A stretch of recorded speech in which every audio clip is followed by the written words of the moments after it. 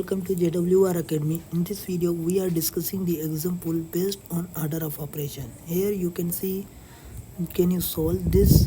So now, if you will watch this complete video, then you can solve easily.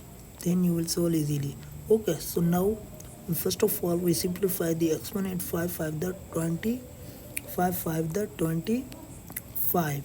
Okay, and now divide 5 is same. First we simplify the inside the bracket value. So 10 multiplied 5 is 50 minus 5. Okay, so now 25 divide 5, and 50 minus 5 is 45.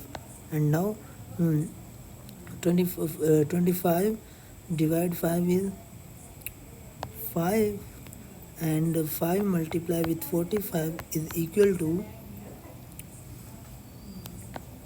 225 is the right answer of this question. If you like this video, please subscribe our YouTube channel and press the bell icon for next interesting video.